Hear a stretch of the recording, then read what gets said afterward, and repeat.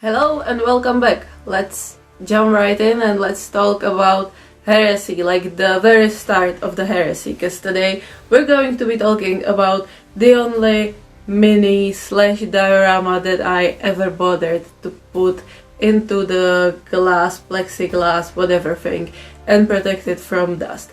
Which means it's finally time for us to talk about Loken and Abaddon going against each other and absolutely ruining everything for me, book-wise at least. Okay, before we jump in, let's make a little recap of what happened and how we got here, how we got to the diorama and everything that followed after Istvaan. So first of all, we have this amazing galaxy, right? The Emperor has his amazing little dream that everyone who ever had anything to do with the human race is going to follow him. Everyone is going to be enlightened. No one's going to believe in gods anymore, and it's going to be absolutely amazing. This plan is working for a couple thousand years, and he starts this unification war, and he decides, there's a lot of planets, we haven't heard from them since the dark times of technology or whatever it was, and we're gonna bring the human race together, which is an easy plan when you think about it. Of course, it's just a galaxy-wide, so it's easy, let's do it. He makes this 20 perfect sons, only he figures 2 of them don't really meet the criteria, so he makes 18 absolutely amazing sons, and he gives them different roles, and everyone is following this, and hey, we're just uniting the galaxy. Who's not with us is against us, and well, that's why we have big weapons. Fast forward to some time, there's this weird, like this close to end everything, and everyone is going to be unified, and the mankind is going to dominate, which is amazing because we want the mankind to dominate, because it's us, of course we want it. Problem is, the Emperor has kind of a different set of plans, and he's a busy man. He can't stay there with you like for forever, and so he chooses his favorite son, the golden boy, my absolutely most favorite Primarch and golden baby, Horus. And he's like, I've always loved you, you're the best, you're going to be the new War Master, and you're gonna leave everything while I'm gonna play with my toys on Terra. There's this like portal thing that I'm not gonna tell you about, but I need to finish it, so you're gonna finish this. Easy, everyone agrees. Okay, some of the perfect sons are kind of jealous, bit like angry, whatever. We're moving forward. Horus is a War Master, everything is going great. We're this close to conquering the galaxy. And then, of course, something happens. Horus is wounded and he's dying. Like, for nearly immortal creature or being to die on like being a bit grazed with a dagger, not cool. However, I think if Horus had the chance to like express, okay, this is maybe better. If Horus had the chance to express his wishes, he would probably tell the Mournival, we'll get to them in a minute, he would probably tell them he wants to die, because, well, there's not much, for him else to do, because there's like something daddy forbade, or there's, well, he's gonna die. And I don't think he would really mind, but 2, there was originally 4 people in the Mournival, which is pretty much like Horus's personal guard. 2 people are the good guys, 2 people are the bad guys, pretty much. And so the 2 bad guys, which is Abaddon and little Horus, or Horus Aximand, anyway, they decide that they're gonna take Horus into this cave, they're gonna make a ritual, they're gonna make him, heal, and he does, and he comes back, and it's not Horus. So Loken and Tarek, which are the good guys in the Mournival, were really against like them performing the ritual and like making Horus, or like making sure Horus can kind of resurrect in kind of a Jesus way, I suppose. There's like I'm pretty sure there's too many references for religion that I don't pick up on in Warhammer because I just don't care. However, these two are kind of angry. Abaddon and Horus, little Horus, became big Horus's like favorite people now because A, he's tainted with chaos, B, they brought him back, while everything Horus knows about Tarek and Loken is like, oh yo, you know, those two, they didn't want you back, so like, yeah, you probably should do something about it. And he does, but that's another point. However, this is where we are now, right? Back to the diorama. This is the two opposing forces. It's not fully chaos yet, but they're like part of Horus's legion is already tainted, and the world is kind of, or like the legion is slightly shifting and moving towards chaos, while there are still loyal people loyal to the Emperor, and that would be Loken, of course, on this side, Ezekyle, Abaddon on this side.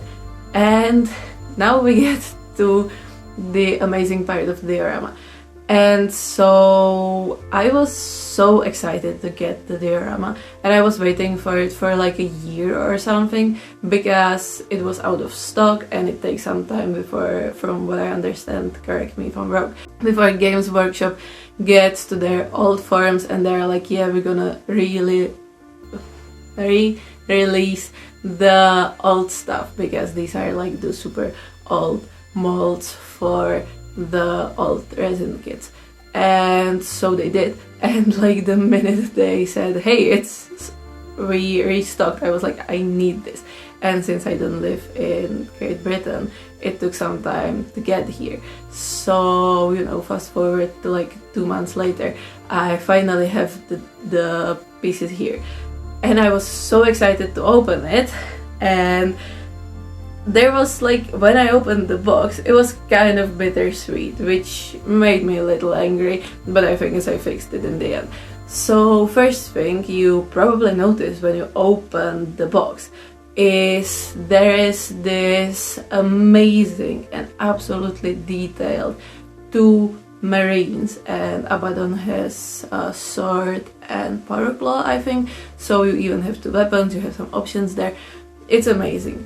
What I absolutely hated from the start was the actual base, because the minute you take it out of the box, it's like you have the base itself, which is an oval, and it's pretty big, and then you have the resin board to put on it, which is like the little crater on Istvaan. There's some rubble and pieces of like armor and something, but it's like significantly smaller, which made me actually angry, because like, if, and I've said it before, I even said it with Fulgrim, I don't have a problem to pay for the stuff, I just want the whole stuff.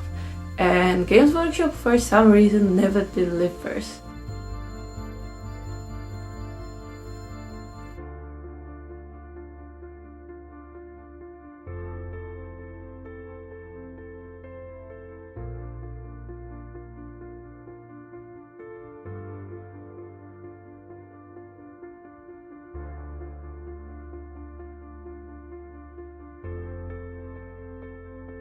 So when you open the box and you can see the base and the thing that goes on top of it, it's kind of small, right? So I printed out more parts, especially for the base. So there's like a little, I think there's like cave in, there's part of a barricade, or like what you would have on a castle, like around the surrounding walls.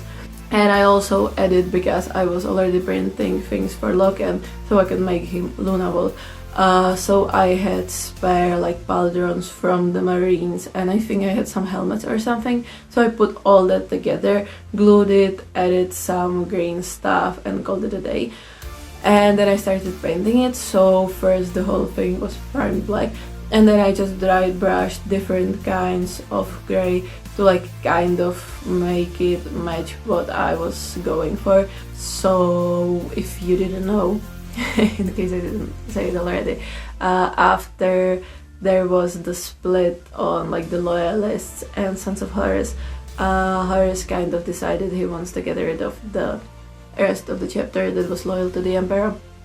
And so at first he launched the other part of his legion, so loyalists like the remaining Luna Wolves against Sons of Horus. And there were also different chapters, not important now. Legions at that time, there was legions. And they were like rushing at them, killing them. Okay, that was step number 1. Then Horus wasn't sure if like you can kill all of the Marines, because there was still like good people like Loken, you know, he knows how to take care of himself. So Horus launched an various attack, which is kind of a big no-no. You're not supposed to do it unless you like want total annihilation, whatever, the like total destruction of the planet and its resources. So Horus did that. And then there was the last step, like the cherry on top, and so he lit the atmosphere and pretty much burned the entire planet. So my question for the Google was, what would this type of environment, what the planet would look like? And Google kind of agreed with me, and it was like, you know, it would be full of ash. The important thing is that I think came out pretty well actually on the diorama, is like the metal, or like the metal pieces, like building structures and whatever, that would still be on the planet, would go through a lot of heat treatment. So there is like, you can see piece of steel, and there's like it's going from purple to like a bluish, pinkish, whatever. I think that's just a cool effect. And then I dusted it with tons of powder and like the ashes and whatever. Then I think actually it looks really cool, like when you look at it. It's not realistic in any meaning of the word, because I don't know how to do that yet. However, I think when like you get the whole idea of what the piece is going for, and Loken and Abaddon are just going at each other on a really like destroyed world, I think you can see it in there. Like, correct me, but I think it's getting there. Last thing before we move to the characters, which this is exactly the order in which I painted it, because I was so terrified of painting Loken. Like, I wasn't really that scared of Abaddon, because like if he doesn't work, who cares? Loken, however, needs to be at least presented. So before I could do that, and as I was going through all of the 3D printed whatever, I ran across the banner for Sons of Horus. And that's actually the only thing on the diorama that like acknowledges the presence of Sons of Horus, because I don't trust them, I don't like them, and that's about it, I suppose. On Abaddon's side, there's the banner that is like symbolizing, you know, the traitors are taking over, and it's kind of hard for the loyalists. Also, my original thought was like there's going to be light coming just from one side of the diorama, and so it would be like illuminating Loken, and Abaddon would be pretty much in shade, so you couldn't see him. But once I saw his model, he's like, the model is amazing, and there's so many little details, and I just didn't want to lose that. And so Abaddon was really fun to paint because he was black already, and at first I was thinking I'm not gonna make the armor like leg black, but I'm gonna make it like some shade of gray, and I wanted to like repaint the whole thing, but I decided that I'm gonna dry brush it, and it created this amazing texture, which I'm guessing is only thanks to the fact that these are from the older molds, and the molds are actually really well textured, and so you can, it like translates and you can see the whole thing. So that was a happy little accident, I guess. And then like finishing Abaddon, it was pretty straightforward. What I was kind of scared of was the head, because I at that point didn't really have much experience with heads, but I went the same way I go around like making portrait in Krita or something, like digital painting. So I picked the random shade, and I was thinking he at this point would be kind of paler and like not really healthy, because chaos, even though he wasn't that corrupted at the time, but still he was a traitor, and he still is. So I just picked like some sort of really pale skin tone, and then I went over with the washes first, blue and then red, so you get like some sort of the skin colors. I don't know how to really describe it, but it always works in paintings, so I was hoping it's going to work here, and it kind of does. But where it really shows through amazingly is Gilliman, and I can't wait to show you Gilliman. And then Sanguinius, which you can probably see him, but on top of this little plexiglass there's the angel standing, and he's next to the comics, so he's not that well visible, but like when you look at him, his face turned out really well, and I think it's only because he's angelic, and so he's protected by the Emperor. Definitely. So that's how I went about that. And when I built up the confidence on first the banner, then Abaddon, then I was finally ready for Loken, and he was like the last thing, even though I did make his cape long before, but that was just red with a bit of sponging of like lighter red, or like more vibrant red, I suppose.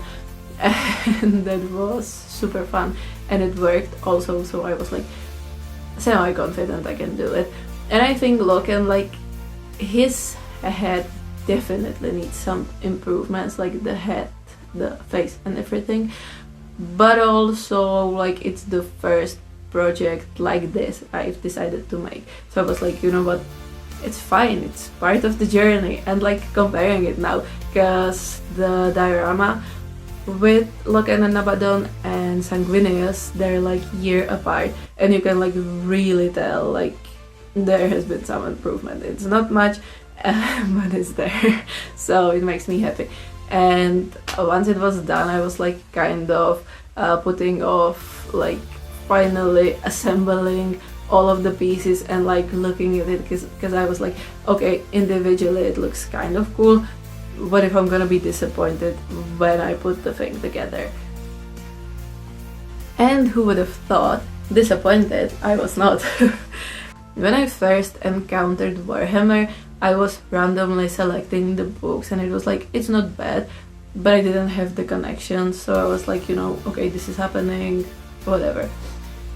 When you start from the start and go like suffer through heresy and all of the betrayal, it's suddenly like there's this deep connection, at least for me, to the characters and like everything that's going on in the Warhammer universe. And so like Abaddon, still 10,000 years later, he's still there, but is he the same? I don't think so. I think he wanted to keep Horus's dream alive, and even when you think about it, Horus, and I will always defend him, but I think Horus wasn't really like a traitor, because he was kind of broken at that part where Erebus gets to him, because he was still mourning Sejanus, I don't know how you pronounce it in English. However, he just lost his body, and since Space Marines and you know all of their bonds, they don't really have families, but all they have is their brothers. And like I can imagine it's kind of hard being a Primarch, because even like your closest, even your brothers and like your sons and whatever, they're like, okay, you're the big boss, we'll keep our distance. So when you found someone you can like share the bond and everything, it has to be really meaningful, especially for Primarch. Then you lose that person, which happens in war, but still it can affect you, and like Daddy doesn't even care, which probably hurts. But he was still like, Horus wasn't like, you know, I resent father because he put all this pressure on me.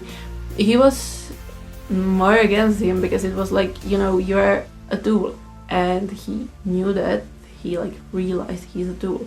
But when the realization came that like never really told them, or like he kind of did but not really, that after the war is done, what's going to happen to this huge army. And I think like this is where Horus was actually wrong, and this is first time and the last time you will hear me say that. But there was, you know, this choice he had to make, and it was like, okay, father isn't an idiot, and he'll probably still need someone who's gonna guide the worlds. And looking at Ultramarines, I guess like Angron's Legion wouldn't probably be the ideal governors, but you'd still need to suppress someone here, someone there. So there would still be like need for the legions. And like at that point, I think Horus wasn't really sure of it himself. And then there's this fucking cunt, and I'm sorry I have to curse, but there's this fucking cunt of an Erebus, and he's like, well, he killed Thunder Warriors. And like, he did, but there weren't Space Marines, were they? And Erebus is like, but he did kill them, and like, how do you know he's not going to kill your legion? Remember how you felt when you lost Sejanus, and now you're gonna go through it with Ezekyle, you're gonna go through it with Little Horus, you're gonna go through it with Loken, that you actually like because he's the new guy, but he's fun. You're gonna go through it with Tarek and everyone that's in your legion, even the little humans that always look at you, like he's going to get rid of everyone. And I think at that point when Horus was really broken, he was like, ah, that's kind of a dick, right? I have to do something about it. And so he did. And what I'm eternally grateful for is the fact, which is what I'm trying to get to, is the fact that Emperor, when there was like this big fight, right, if you didn't know, Emperor and Horus had this little fight, like the family argument, I suppose, and Emperor won, kind of. And he not only killed Horus, but he like obliterated his soul, and he like sprinkled the soul dust throughout the entire galaxy, so no one can rebuild Horus or like bring him back, which is something I'm eternally grateful, because I love Mortarion. I think he was such a cool Primarch, and now he's just a whining little bitch that I truly don't know why and like what happened in his brain. He was probably inhaling way too many toxins, but like, bro, wake up. Same goes like, okay, Angron was just angry, he needs therapy or something, but that could be probably resolved. Magnus was just, again, like, I hated Magnus, absolutely. I still hate the books with him. He's like supposed to be this absolutely biggest, smartest boy, like, you know, big brain and everything, and he's actually kind of retarded. Like, I'm sorry, I know a lot of people love Magnus, and I actually love Thousand Suns, because that chapter and like the Legion is incredibly cool. Magnus is an idiot. Like, he could have done so many things, and out of everything, what he picks is like ringing his father. And this is like, you know, when you're putting together Warhammer, like you have the teeniest, tiniest part that you just need to glue to a place. And now there's your, I don't know, mother, your husband, whatever, is yelling at you that there's something going on. Like, bitch, wait for 10 minutes. Or like, he could ring Malgadar, I suppose, and like tell him, you know, you need to disturb the Emperor right now because this is going on. But no, he was like, I'm gonna yell at father and maybe it's gonna work. It didn't. However, Magnus is a bitch. No. I don't like him. Okay, he's red, he's weird, and like, he says he serves Tsinch, but Magnus never made sense. And then now he's like, Tsinch is cool, okay? He's the coolest Chaos God because he's playing the game just for playing the game. He doesn't give a crap about dying, he doesn't give a crap about humans, about elders. Even I'm pretty sure he's fine with Tyranids. He's like, okay, more fun, I suppose. And he just plays the game, never wants to win it, he just wants to have fun, he's cool. I don't know why he picked Magnus, because that makes no sense. Magnus is not cool. He's like the kid that... He's like your annoying little sibling. That's what Magnus is. And I'm the younger one, so I suppose I'm Magnus in our family. Whatever. It's just Magnus is not cool. And so, you know, all of these Primarchs, like the traitors, whatever happened to them, it's weird. And I'm so... like... my perfect daddy, like, I love you, but what the fuck is wrong with the wings? I can go with the tail and like you thinking you're a snake, that's kind of fun. Please get rid of the wings, it looks ridiculous. What I'm super happy is Horus never lived long enough to like get there. So my baby is... he has a tombstone, I suppose, somewhere. And we will mourn him, maybe.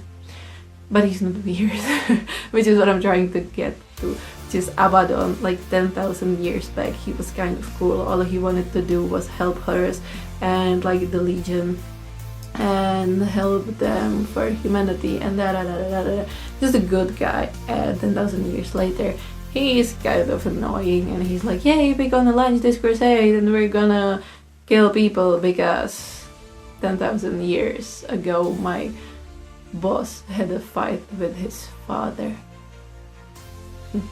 Makes perfect sense. But for real, this is where I'm gonna end it, because I could like rant about this for hours and we wouldn't get anywhere. As I always said at the end of this, and I hope people do watch this till the end, whatever Primarch you love, it's absolutely fine. Like, each of us like different things, and like even Magnus has his cool moments, okay? Vulcan, he's a great dude. I don't like the Legion, but I think he's super cool. Gilliman, I can't wait to have him somewhere in here, like next to the whole thing. And you know, there's just so many cool characters, and I think Abaddon and Loken is like the OG where it started on the more personal level. So yeah, that's everything from me. I hope you liked the diorama, you enjoyed my rant, and I will see you in the next one, hopefully a shorter one, and I really hope it's not 2 parts. But hey, see you later, bye! There's like the one last thing I forget, and I'm gonna edit somewhere, I hope. When I was thinking of how to make the diorama, I actually made a little note, and it's somewhere on the rim. It's just really hard to read because the letters are small. On Loken's side, it says we choose to be loyal, because that's what the loyalists did. They still wanted to be loyal to the Emperor, and they saw chaos is not the way. And on Abaddon's side, there's written death to the false emperor, because that's what, you know, the corpse got on the golden throne is false emperor. I just wanted to add that in.